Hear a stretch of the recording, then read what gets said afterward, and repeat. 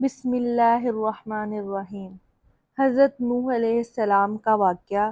حضرت نوح علیہ السلام کا تذکرہ قرآن مجید میں 42 جگہ آیا ہے۔ حضرت آدم علیہ السلام کی اولاد دنیا میں خوب بڑی، آہستہ آہستہ یہ خدا کو بھولتے گئے جس نے اسے پیدا کیا تھا اور جو ان کا پالنے والا ہے، اور شیطان کے بہکائے میں آنے لگے جس نے حضرت آدم علیہ السلام کو جنت سے نکلوا دیا تھا۔ شیطان کے بہکائے میں آ کر یہ لوگ بتوں اور آگ، سورج وغیرہ کی پوجتے تھے اور ایک خدا کی بجائے مٹی اور پتھر کے بہت سے خدا بنا لیے۔ اپنے ہاتھ سے اپنا خدا بناتے اور پھر ان سے مانگتے، حالانکہ یہ مٹی اور پتھر کے خدا اپنے لیے کچھ نہیں کر سکتے تھے تو ان کے لیے کیا کرتے۔ اللہ میاں نے جو اپنے بندوں سے بڑی محبت رکھتا ہے، اس کو یہ گوارا نہیں ہے کہ اس کے بندے شیطان کے بہکائے میں آ کر اللہ کے علاوہ کسی اور کی عبادت کرنے لگے اور اس کی سزا میں مرنے کے بعد دوزخ میں جلے۔ اللہ پاک نے حضرت نوح علیہ السلام کو اپنا نبی بنا کر بھیجا۔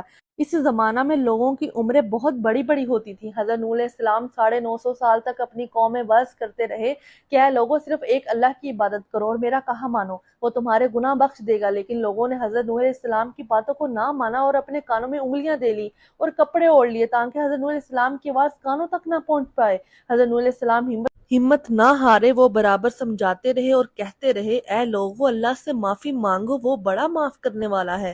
وہ تم پر آسمان سے بارش برسائے گا تاکہ تم خوب اناج پیدا کر سکو اور اس کے ذریعے سے بڑے بڑے باغ پیدا کر دے گا، ان میں نہریں پیدا کر دے گا، تمہیں مال و دولت دے گا اور بیٹے دے گا۔ تمہیں کیا ہو گیا ہے کہ تم خدا کو نہیں مانتے، حالانکہ اس نے آسمان بنایا ہے، چاند اور سورج بنایا ہے، اس نے تم کو مٹی سے پیدا کیا ہے اور پھر اسی مٹی میں ایک دن تم مل جاؤ گے اور پھر قیامت کے دن اسی مٹی سے تم کو دوبارہ زندہ کر دے گا۔ لیکن لوگوں نے اپنے بتوں کو نہیں چھوڑا۔ حضرت نوح علیہ السلام سے کہنے لگے، ہم اپنے بتوں کو ہرگز نہ چھوڑیں گے اور ہم تو تم کو اپنے جیسا آدمی ہی دیکھتے ہیں اور تمہارا کہنا بھی صرف چند غریب لوگوں نے مانا اور ہم تم کو جھوٹا سمجھتے ہیں۔ حضرت نوح علیہ السلام نے کہا، اے میری قوم، میں تم کو جو نصیحت کرتا ہوں اس کے بدلے میں تم سے کوئی مال و دولت نہیں چاہتا۔ جو غریب آدمی مسلمان ہوئے، اللہ پر ایمان لائے ہیں، ان کو میں اپنے پاس سے تمہارے کہنے سے نکالوں گا نہیں۔ اگر میں ان کو اپنے پاس سے نکال دوں تو خدا کے عذاب سے مجھے کون بچائے گا؟ اگر میں ایسا کروں گا تو بہت ناانصاف ہو جاؤں گا۔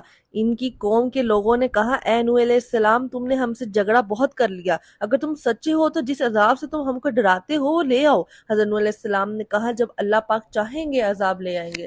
اللہ تعالیٰ نے حضرت نوح علیہ السلام کو وحی کے ذریعے حکم بھیجا کہ تمہاری قوم میں جو لوگ ایمان لا چکے ہیں ان کے علاوہ اور کوئی ایمان نہیں لائے گا، تم غم نہ کرو، ایک کشتی بناؤ۔ حضرت نوح علیہ السلام نے خدا کے حکم کے مطابق کشتی بنانی شروع کر دی۔ تو جب ان کی قوم کے سردار ان کے پاس سے گزرتے تھے تو ہنستے تھے، مذاق اڑاتے تھے۔ حضرت نوح علیہ السلام نے مذاق کے جواب میں کہتے کہ آج مذاق کر لو، کل جب تمہارے اوپر عذاب آئے گا تو اس وقت ہم تمہارا مذاق اڑائیں گے۔